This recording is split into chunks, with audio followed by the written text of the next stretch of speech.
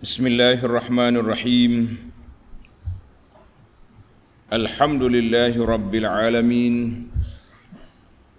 Wassalatu wassalam ala al-mab'uthi rahmatan lil alamin. Nabiyyina wa habibina wa qudwatina Muhammad ibn Abdullah wa ala alihi wa sahbihi wa man sar ala nahjihi wahtada bihadihi wastanna bisunnati ila yaumiddin, amma ba'du. Muslimin dan muslimat, para pencinta ilmu, pencinta Al-Quran dan Sunnah, Assalamualaikum warahmatullahi wabarakatuh. Alhamdulillah, pada pagi ini 4 hari bulan 12 2022, kita teruskan pengajian kita dalam tafsir Suratul Hasyri, surah yang ke-59, juzuk yang ke-28.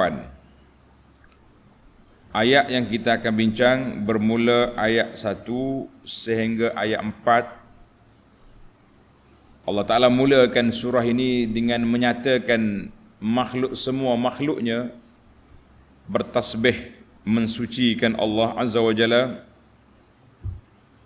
Kemudian Allah cerita kepada kita sekelompok daripada Yahudi, nama dia Yahudi Bani An-Nadir.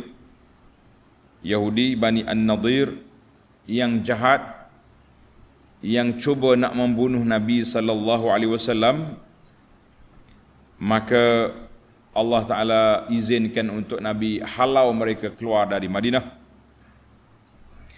Kemudian bagi penentang Allah dengan Rasul, azab yang begitu dahsyat di akhirat kalau mereka lepas di dunia, ataupun dua-duanya sekali. Di dunianya mati, dibunuh, di akhirat sudah pasti neraka, wal'iyazubillah. Baik para pelajar sekalian, kita mulakan tafsir, kita mula program kita ni dengan baca ayat yang kita nak tafsir ini. Bagi pelajar yang ada tafsir pimpinan, edisi Jawi, muka surat 1224. 1224.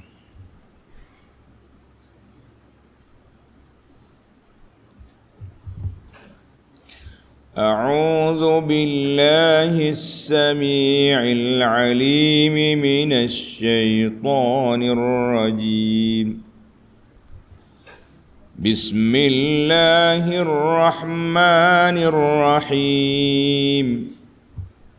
Sabbaha lillahi ma fis samawati wa ma fil ard, wa huwal azizul hakim. هو الذي أخرج الذين كفروا من أهل الكتاب من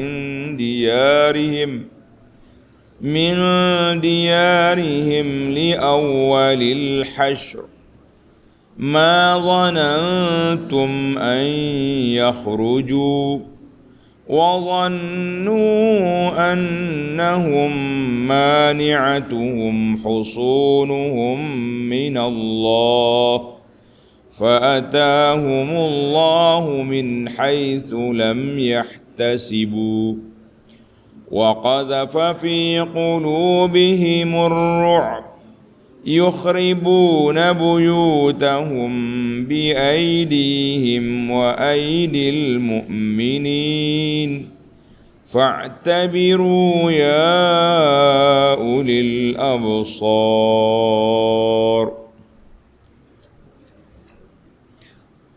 ولولا أن كتب الله عليهم الجلاء لعذبهم في الدنيا ولهم في الآخرة عذاب النار ذلك بأنهم شاقوا الله ورسوله ومن يشاق الله فإن الله شديد العقاب. Saka ayat 4 dulu. Balik kita kepada ayat yang pertama. Bismillahirrahmanirrahim. Sabbaha lillahi ma fis samawati wa ma fil ard wa huwal azizul hakim. Segala perkara makhluk yang ada di langit dan di bumi tetap mengucap tasbih kepada Allah, dan dialah yang maha berkuasa lagi maha bijaksana. Ay nazzahallahu 'anil 'uyubi wan naqais jami'u ma fis samawati wa jami'u ma fil ardi minal makhluqat. Telah mensucikan Allah Ta'ala dari sebarang keaiban, kekurangan, cacat cela oleh semua makhluk yang berada di langit dengan di bumi. Sebagaimana telah kita bincang dulu, sebagai kata Ibnu Katsir rahimahullahu taala, yukhbirullahu taala anna jami'a ma fis samawati. Allah Taala cerita kepada kita semua perkara yang berada di langit dengan bumi mensucikan Allah Azza wa Jalla. Kita dah bincang dalam ayat yang lepas. Kalau kata semua, ada juga yang kafir. Kalau kata semua, ada yang tidak berakal. Macam mana? Jawab dianya, tasbih tu ada dua cara. Satu dia panggil bilisanil maqal, ini untuk yang beriman, dan untuk makhluk-makhluk lain daripada jin yang manusia yang derhaka. Tapi kalau kata lisanul hal, semua makhluk, yang kafir ke, yang beriman ke, sama je. Dia akan tetap memuji Allah Azza wa Jalla secara fitrahnya.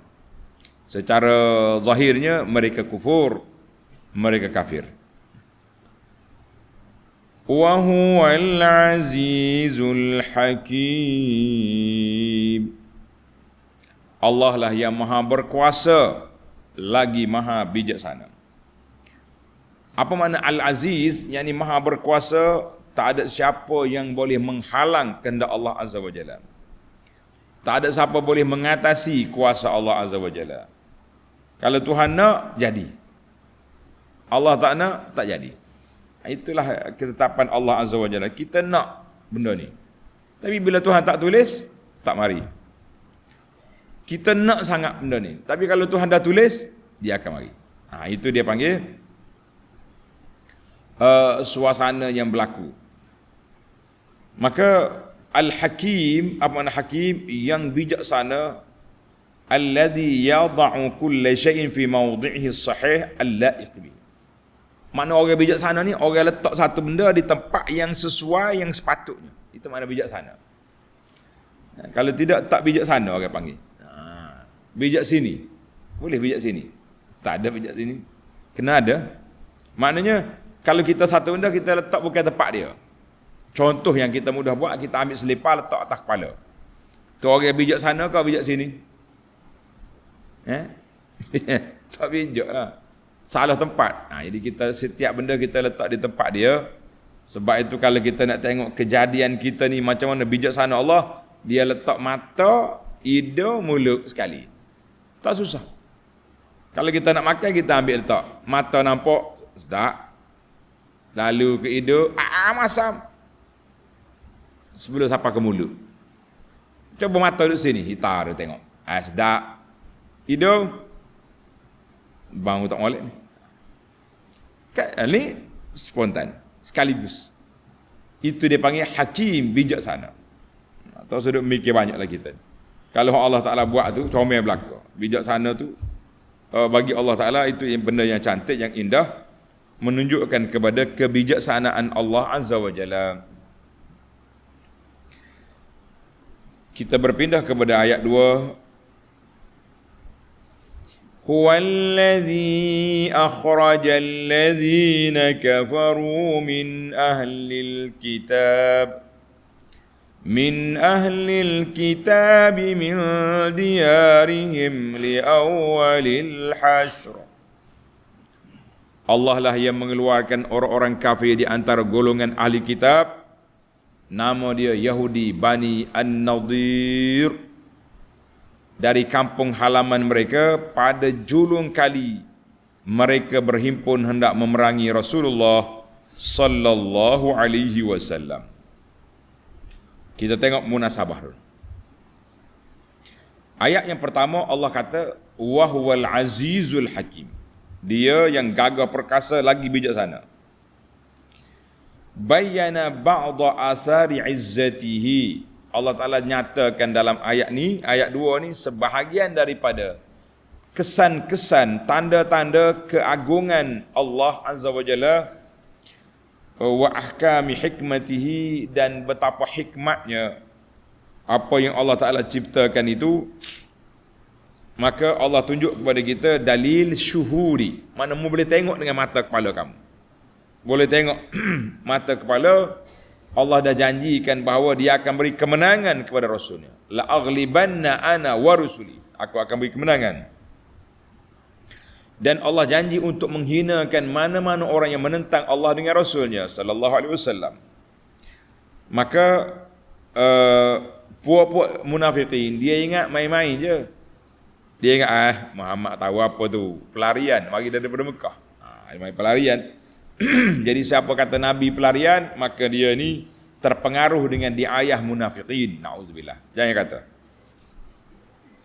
Maka Yahudi pergi buat pakatan, munafikin dia buat pakatan dengan siapa? Dengan Yahudi di Madinah untuk nak khianat pada Nabi sallallahu alaihi wasallam. Tetapi malangnya pakatan mereka bukan untuk kekuatan tapi untuk kehancuran. Berpakat untuk hancur. Jadi ayat ini Allah Ta'ala sebut kepada kita, huwallazi akhrajal ladzina kafaru min alkitab. Ya, Allah yang esa yang telah mengeluarkan Yahudi Bani Nadir daripada tempat kediaman mereka, dari kampung mereka, dari kebun mereka yang berada di sekitar Madinah pada kali yang pertama. Atau mana kali pusingan yang pertama bila? Iaitulah setelah mereka belot, batal perjanjian, cuba nak bunuh Nabi sallallahu alaihi wasallam, maka Nabi kita halau mereka keluar.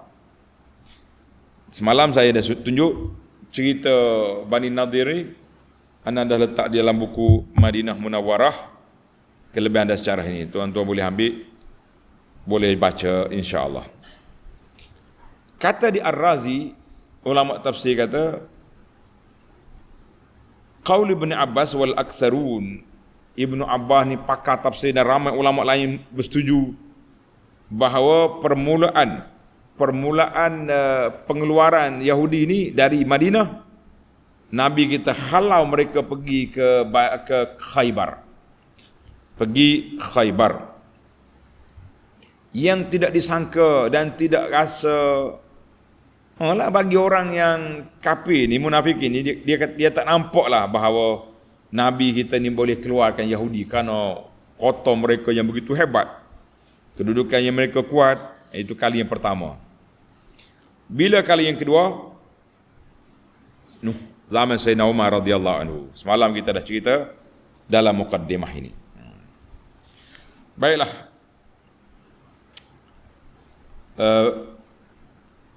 Ma zanantum an yakhruju. Ma zanantum an yakhruju. Ai ma zanantum, kamu wahai umat Islam tidak menyangka bahawa mereka akan keluar disebabkan bilangan yang ramai serta pertahanan yang kuat. Tak boleh. Kita ni jangan rasa besar kepala. Kadang-kadang benda yang kita rasa tak boleh, boleh jadi. Kita ni tidak akan dikalahkan sebab kita yang paling kuat, yang paling hebat. Contohlah, tiba-tiba boleh orang kalahkan. Maknanya munafikin, dia dengan penuh keyakinan buat pakatan sulit dan jahat dengan puak-puak Yahudi untuk menyusahkan Nabi, menyakiti orang Islam di Madinah. Tapi apa boleh buat? Sebab apa dia sangka dia tak boleh keluar daripada Madinah? Li'anna manazilahum, kerana tempat kediaman mereka, rumah-rumah mereka yang begitu kuat, binaannya kukuh, pagar dia Orang kata kuat lah, tak masuk akal lah. Mudah-mudah kita nak mikir dengan akal yang tak sedik ni, mereka boleh dikalahkan. Itu pada asasnya lah gitu. Wazanantum ma zanantum ay yakhruju. Kamu tak sangka mereka boleh keluar. Sebab apa? Sebab mereka ini kuat. Dalam CD yang lepas kita dah baca hadis Ibnu Abbas. Ibnu Abbas kata suratul Hashr ini surah Bani An-Nadir kan. Jadi Bani Nadir ni duduk dalam kota yang kuat. Apa boleh buat? Tengok. Wa dhannu annahum mani'atuhum husunuhum min Allah. Dan mereka pula menyangka bahawa benteng-benteng mereka akan dapat menahan serta memberi perlindungan kepada mereka dari azab Allah. Itulah. Mana husun, mana benteng. Tembok-tembok yang dia buat tu. Jadi dia sangka dia kuat. Tembok yang dia buat tu kira macam gagah lah. Kalau setakat tentera Islam dengan golok-golok tumpul tu tak masuk, itu sangkaan. Tapi perancangan Allah berbeza. Fa'atahumullahu min haitsu lam yahtasibu. Maka Allah menimpakan azabnya kepada mereka dari arah yang tidak terlintas dalam fikiran mereka. Jadi dia tak mari azab daripada pihak yang dia tak tahu. Apa dia? Ada kata haitsu lam yakhtur bibalihim, mereka tak sangka boleh Nabi kita senang-senang je serang masuk mereka. Ada kata macam-macam lah dengan kepungan yang dibuat. Dan qutila dibunuh ketua mereka Ka'ab bin Al-Ashraf dan lain-lain lagi kes. Maknanya Allah Ta'ala hantar mari tentera yang mereka tak sangka. Apa dia? Tengok. Wa qadhafa fi qulubihimur ru'b. Ini yang penting sekali ni. Serta dilemparkannya perasaan cemas, takut dalam hati mereka. Ini hak besar. Maknanya bila dia bersalah, dia cuba nak bunuh Nabi SAW, mereka tahu mereka salah. Dia tahu dia bersalah. Nabi hantar sahabat pergi jumpa dengan Yahudi Bani Nadir. Oleh kerana kamu jahat, kamu tahu kan apa yang kamu buat semalam nak bunuh Nabi SAW, sudah pasti perbuatan itu jahat. Baiklah kamu keluar daripada kampung ini sebelum kamu di apa-apakan. Allah Ta'ala pula campak dalam hati mereka rasa takut. Sekali kena amaran, terus koyak. Kata orang sekarang ni. Sekali kena amaran, terus koyak. Koyak adalah takut kan? Kata ulama tafsir, hasala ar-ru'bu fi qulubihim daf'atan duna sabiqi ta'ammul. Maknanya rasa takut tu pakai mari gitu je. Tak payah duk mikir, duk khayal, rasa takut. Ini kalau kita kata mari rebok apa ni puting beliau angin kuat, jadi rasa ni tak tiba-tiba rasa takut. Itu dia panggil Allah Ta'ala campak dalam hati mereka min haitsu lam yahtasibu, mereka tak sangka. Perasaan takut ni besar. Dia kita takut, habis benda tak boleh buat dah, lain. Jadi orang panggil takut belaka dah. Dalam hadis wa an Jabir bin Abdullah radhiyallahu anhuma anna an-nabiy sallallahu alaihi wasallam qala nusirtu bir-ru' masirata syahrin. Aku telah diberi pertolongan oleh Allah Ta'ala bir-ru'bi, dengan perasaan takut sebulan perjalanan itu sampai dah. Perasaan takut kafir itu sampai dah sebulan sebelum Nabi itu sampai. Itu maknanya ini di antara kekuatan yang Allah Ta'ala beri. Hadis ini rawahul Bukhari wal lafzu lahu. Habis apa yang terjadi? Tengok ni belajar. Bila Nabi suruh keluar, mereka pun takut. Allah campaklah hati dia perasaan takut. Mereka pun nak lari keluar dari Madinah. Bila nak keluar, dia kata daripada kita tinggal rumah yang cantik, bangunan yang comel, baik kita rusakkan. Supaya orang mari pani tak boleh faedah rumah ni. Tengok ayat. Yukhribuna buyutahum biaidihim wa aidil mu'minin. Lalu mereka membinasakan rumah-rumah mereka dengan tangan mereka sendiri. Dari dalam, mana dalam kota, dia sendiri penuh rumah. Dan sambil tangan orang-orang beriman yang mengepung mereka berbuat demikian dari luar. Dari luar kota, kita orang beriman, yang dalam kota, dalam kubu, dia sendiri yang rusakkan. Allahu Akbar. Kata di Ibnu Juzai, dia kata kharabul mu'minin, orang mukmin merusakkan mereka, kota mereka tu dengan mana?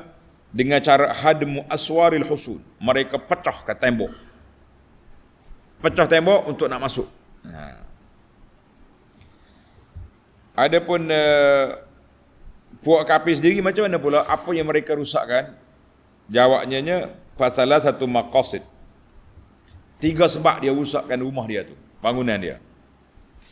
Sebab yang pertama, dia nak ambil kayu tu, nak pergi tampal balik kota mereka yang telah diruntuhkan oleh orang mukmin.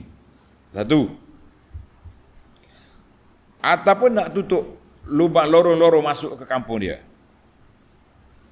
untuk dia berkubu supaya tidak ditangkap oleh orang Islam. Yang kedua, liyahmilu ma'ahum, ada kata oleh kerana rumah dia ni comel sangat, kayu ukir yang dia buat, mungkin daun pintu ke, tingkap ke, perhiasan apa-apa, dia pernah ambil balik, nak pergi sekali dengan dia. Sebab dibenarkan untuk dia bawa barang-barang sekadar muatan unta, ambil. Jadi kayu yang comel-comel ukur yang molek-molek ni, runtuh, ambil. Sebab yang ketiga kata, bukan nak ambil, bukan nak ni, tapi semata-mata nak khianat, supaya orang muslimin tak dapat faedah daripada rumah mereka. Itu sebab, yukhribuna buyutahum biaidihim, mereka sendiri yang runtuhkan dia. Orang Islam pula terpaksa kena runtuhkan, sebab nak masuk tak boleh, memang dia sekat. Kuat dia punya kubu pertahanan itu, sebelum dia lari keluar lah. Maka di akhir ayat Allah kata, fa'tabiru ya ulil absar. Maka insaflah dan ambillah pelajaran dari peristiwa itu. Kita jangan tengok saja, jangan dengar saja pun jangan, mesti mengambil iktibar dari peristiwa itu, wahai orang-orang yang berakal fikiran serta celek mata hatinya. Orang ada akal, orang mata hati celek, kena tengok. Tengok dalam tafsir kata, fatta'izu ya ashabal basair wal uqul. Hei orang yang punya hati, mata hati yang baik, akal yang cerdik, ambillah pengajaran dan iktibar daripada apa yang berlaku kepada Yahudi ini. Walaupun mereka nampak kuat, nampak hebat, tapi kubu mereka boleh diruntuhkan dan mereka terpaksa lari, membawa diri keluar daripada Madinah. Sebab apa? Sebab Allah Ta'ala bantu Nabi sallallahu alaihi wasallam dengan rasa takut dan gerun, maka mereka lari secara begitu saja. Jadi Allah Ta'ala perintah di sini supaya mengambil iktibar. Apa dia iktibar? Kata di Al-Qurtubi, annahum i'tasamu bil husul min Allah. Mereka buat kota, kubu pertahanan, nak jaga diri. Fa'anzalahum Allahu minha, Allah Ta'ala keluarkan mereka daripada kota. Tak apa. banyaklah kalau kita ambil pengajaran daripada peristiwa yang berlaku itu.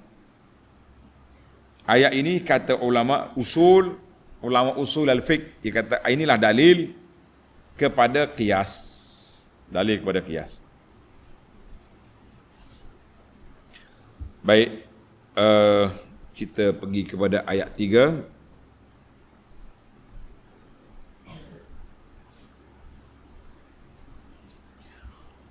ولولا أن كتب الله عليهم الجلاء لعذبهم في الدنيا.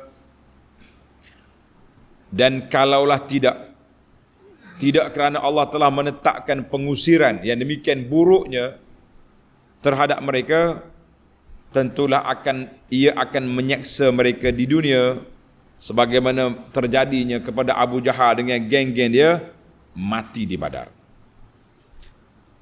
Walahum fil akhirati azabun nar. Dan dalam pada itu mereka akan beroleh azab seksa neraka. Dalam pada itu mereka beroleh azab seksa neraka, wal iyazu billah. Jadi bagi merekanya akan dikeluar ma'ajalahim fid dunia, walaupun mereka dihalau keluar dalam dunia, tapi azab neraka tetap menunggu mereka di sana. Azab neraka tetap menunggu mereka di sana. Kenapa? Ini bahaya tuan-tuan. Ayat 4 ini ayat amaran keras. Jangan sekali-kali kamu berani untuk melawan Allah dengan Rasul. Ayat 4. ذَلِكَ بِأَنَّهُمْ شَاقُّوا اللَّهَ وَرَسُولَهُ وَمَنْ يُشَاقِّ اللَّهَ فَإِنَّ اللَّهَ شَدِيدُ الْعِقَابِ. Mereka ditimpa azab yang demikian kerana mereka menentang perintah Allah dan Rasulnya sallallahu alaihi wasallam. Dan maka sesungguhnya Allah amatlah berat azab seksanya. Azab seksa Allah Ta'ala sangat berat. Jangan duk main-main kita ni. Jangan duk main-main. Baik para pelajar sekalian, kata di ulama tafsir, innama istahaqqa yahudu bani nadir al-jala' fi dunya. Puak Yahudi itu layak untuk menerima hukuman ini di dunia dan azab di akhirat sebab mereka menyalahi arahan Allah dengan Rasulnya sallallahu alaihi wasallam. Bahkan memusuhi Allah dengan Rasul. Kita pun kalau tak nak binasa di akhirat, celaka di dunia, jangan lawan Allah, jangan lawan Rasul sallallahu alaihi wasallam. Allahu akbar. Jadi kata ulama tafsir, ja'ala sabab istihqaqihimul azab fid dunya, Allah jadikan sebab mereka kena azab di dunia dan seksaan di akhirat, huwa musyaqqatullah, lawan Allah dengan Rasul, dan menyakiti Nabi sallallahu alaihi wasallam. Azab di sini dengan dua lah, sama ada azab sungguh ataupun azab yang menimpa mereka seperti kena keluar daripada Madinah. Orang kena halau ni berat tahu, bukannya senang. Harta-harta pula boleh bawa sekadar unta bawa ya. Sengit juga unta. Jadi rumah dia comel-comel, supaya tidak boleh ke orang Islam, dia runtuhkan, dia musnah, dia punahkan rumah dia. Kita kata itulah kejahatan yang terjadi. Baik. Jadi ayat yang terakhir ini Allah Ta'ala bagi amaran keras kepada mana-mana orang yang mengingkari perintah Allah dengan Rasulnya sallallahu alaihi wasallam. Ada yang mengatakan mengingkari ijma' ulama muslimin. Kalau benda tu ijma' yang sahih lah. Sebab ada setengah kita kata ijma', tapi sebenarnya tidak berlaku ijma'. Boleh kata ittifaq sebahagian ulama', tapi bukan jadi ijma'. Maka dalam ayat ini ada dua. Satu dia panggil dalil Ahlus Sunnah. Dalil Ahlus Sunnah ni, asas kepada Ahlus Sunnah ni 4 perkara. Yang pertama Al-Quran, Yang kedua sunnah Nabi SAW. Yang ketiga ijma'. Yang keempat qiyas. Jadi yang qiyas tadi fa'tabiru ya ulil absar. Ijma' zalika bi annahum syaqqullah wa rasulah. Mana orang yang pecah daripada mengikuti Allah dengan Rasul, itu dia panggil menyalahi ijma' para ulama. Baik para pelajar pencinta ilmu sekalian, kita berpindah kepada al-fawaid. Beberapa faedah yang dapat kita ambil. Yang pertama, boleh pelajar yang pertama.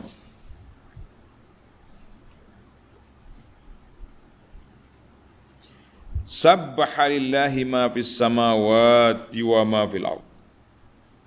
Ila akhir.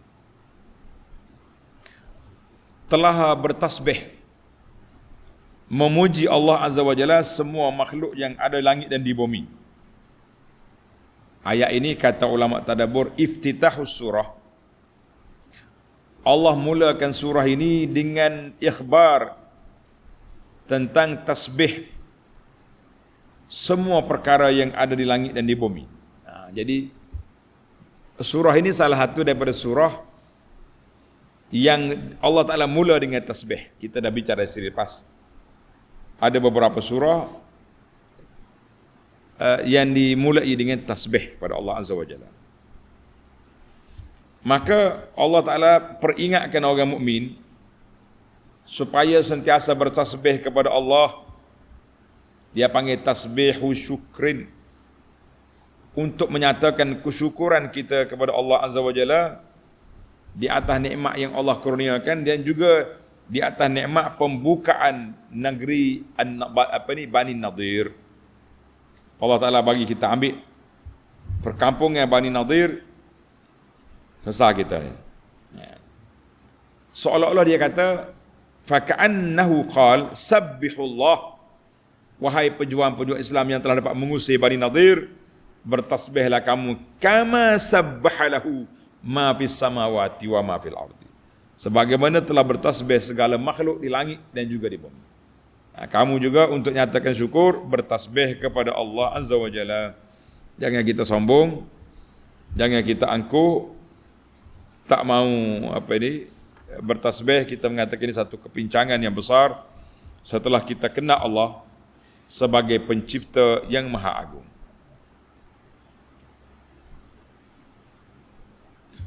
Ayat yang faedah yang kedua, huwallazi akhrajal ladzina kafaru min ahli kitab. Allah yang telah mengeluarkan puak-puak ahli kitab daripada Madinah. Kata ulama tadabbur, yadullu ala anna lahum hasyran wa jala'an. Maknanya menunjukkan ayat ini bahawa mereka akan tetap dihalau keluar. Di mana saja mereka berada, mereka akan dihina. Jadi yang pertama sekali Nabi kita halau mereka keluar dari Madinah. Mereka pergi ke Khaybar, berkumpul di sana. Kemudian mari zaman Sayyidina Umar radhiyallahu anhu. Umar baca dalam hadis, la yajtami' dinani fi jaziratil Arab, tak boleh berkumpul dua agama dalam semenanjung tanah Arab, tak boleh. Maka akhraja baqiyatahum minha, Umar halau semua keluar. Yang ada lagi tu, dia pergi ke mana? Pergi ke Syam. Pergi ke Syam. Maka ini menunjukkan bahawa perjalanan mereka itu sangat berat. Terpaksa kena pikul barang-barang, buat lari pergi, lari bawa barang-barang dia. Kerana apa? Kerana sayang pada harta benda. Tapi satu penyeksaan lah. Berjalan travel, suka-suka pun tak suka, penat. Ini berjalan dengan hati yang gusar, sebab dia takut mungkin dalam perjalanan mereka akan dibunuh dan sebagainya. Dia kena tahu orang Islam ini mengikut perjanjian. Orang yang tak ikut janji itu Yahudi, munafiqin dan spesies-spesies yang ada sifat-sifat munafik amali wal iyazubillah. Karena itu kita rasa bimbang sekarang. Saya rasa bimbang dan cemas apabila ada segelintir di kalangan orang-orang yang hebat-hebat dalam negara cuba bermain-main dengan janji-janji, dengan sumpah-sumpah. Sebagaimana kata di ahli syair, iza kana rabbul baiti bid-dufi dariban fasimatu ahlil baiti raqsu. Kalau tuan rumah tu, ketua rumah duk pukul gendang, maka rakyat dalam rumah dia pastilah duk menari. Jadi kalau ketua-ketua, pemimpin-pemimpin, orang yang hebat-hebat duk ajar masyarakat supaya berjanji dan mungkir janji, supaya bercakap dan dibohongi, kita akan bayangkan bagaimana generasi yang akan datang. Mungkin kita akan melahirkan masyarakat pembohong, masyarakat pendusta, sebab diajar pendustaan, pembohongan itu satu, orang panggil satu fenomena, satu bendanya normalisasi baru yang tidak rasa malu dan tidak rasa takut pada Allah Azza wa Jalla. Tak rasa bersalah. Itu dulu, sekarang lain. Mana janji kita? Allahul Musta'an, kita rasa bimbang ini, tengok. Maka puak-puak Yahudi yang suka membatal janji ini, iaitulah perangai Yahudi yang tak boleh kita ikut kerana perbuatan mereka itu jahat. Baik, itu yang kedua. Allah kata mereka akan dihalau keluar. Ada ulama lain kata li awwalil hasyri, al-hasyri tempat berkumpul, yakni mereka pergi ke bumi Syam, ardul al-hasyr wal mahsyar. Wallahu alam, yang pentingnya dari sudut fakta sejarah, mereka keluar kali pertama di zaman Nabi dan kali yang kedua di zaman Sayyidina Umar ibn al-Khattab radhiyallahu anhu wa ardahu. Baik, masih lagi dalam ayat yang sama, Allah bagi tahu kepada kita, ma zanantum an yakhruju, kamu tak sangka mereka akan keluar. Dan Allah kata, aku campak dalam hati mereka takut. Innama zakarallahu ta'ala zalika ta'ziman li hadhihi ni'mah. Dengar ni pelajar, Allah Ta'ala sebut perkara ini supaya kita orang yang beriman ni merasa, menjiwai nikmat yang besar ini. Kena rasa jiwa nikmat yang besar. Jangan tak rasa apa, beres je, Tuhan tolonglah. Satu, bila Tuhan tolong kita kena syukur, Sebab apa? Sebab orang mukmin tak sangka benda ni boleh terjadi. Tak sangka benda ni boleh apa ni? Boleh kemenangan. Mereka boleh keluar sedangkan persiapan mereka yang cukup apa? Yang cukup mantap. Jadi Allah kata, fa'atahumullah min haitsu lam yahtasibu. Allah Ta'ala bawa mari kemenangan tanpa kamu sangka. Jadi kita ni kalau kita dapat kemenangan dalam apa-apa perjuangan kita dengan cara yang baik, yang telus, bukan pembohongan, bukan kelentongan, maka kita bersyukur pada Allah Azza wa Jalla. Tapi orang yang dapat kemenangan melalui pembohongan, tunggulah. Sebab tapak yang dibina di atas bohong, al-kazib, maka ianya sama ada akan runtuh ataupun mendapat kemurkaan daripada Allah Azza wa Jalla. Kerana itu kita sebagai seorang Muslim dikatakan al-mu'min la yakzib, orang mukmin tidak berbohong. Maka sikap pembohongan ini jangan sekali-kali dijadikan satu benda yang normal, sebab kita akan melahirkan masyarakat yang bohong sebagaimana yang dibimbangi oleh para ulama Islam. Jadi waqazafa fi qulubihimur ru'bu, Allah Taala campak dalam hati mereka takut. Maka asbabul hazimah, sebab kekalahan mereka, sebab takut dalam hati. Itu adalah merupakan pertolongan Allah. Bukan senang orang nak takut ke orang ni, kecuali apabila Allah Taala campak dalam hati dia takutlah dia. Baik, para pelajar, kita pindah kepada faedah yang keempat. Yukhribuna buyutahum biaidihim wa aidil mu'minin. Mereka meruntuhkan bangunan-bangunan mereka sendiri. Mana dalam kota, dia runtuhkan bangunan. Di luar kota, tentera Islam yang runtuhkan. Apa kata ayat ini? Ayat ini menjadi hujjah fi ikhrabi biladil adwi lin nikayah. Ulama kata ayat ini menjadi dalil boleh kita runtuhkan, kita rusakkan bangunan ataupun barang-barang kepunyaan orang kafir. Ketika kita kepung mereka tu, kita boleh rusakkan barang-barang lin nikayah, untuk nak memberi tekanan kepada mereka. Kamu sayang benda ni, mari beriman. Kamu sayang benda ni, tinggal dengan cara baik, berdamai. Kalau tidak, kita akan runtuhkan. Itu satu. Yang kedua, inqila, kalau orang tanya, kenapa mereka runtuhkan bangunan dan orang mukmin? Hak Yahudi sendiri runtuh, itu kita nampaklah sebab dia duduk dalam rumah. Tapi la yutasawwaru, kita tak boleh nak gambarkan bagaimana orang mukmin juga pergi runtuh. Kalau kita dah tawan, kenapa kita nak rusakkan barang? Itu pembaziran. Pembaziran satu kebodohan. Jawab dianya, innama adhafa ilaihim. Jadi diidafakkan keruntuhan tu kepada orang mukmin, sebab orang mukmin yang memberi tekanan kepada Yahudi, yang menyebabkan Yahudi merusakkan harta dia sendiri.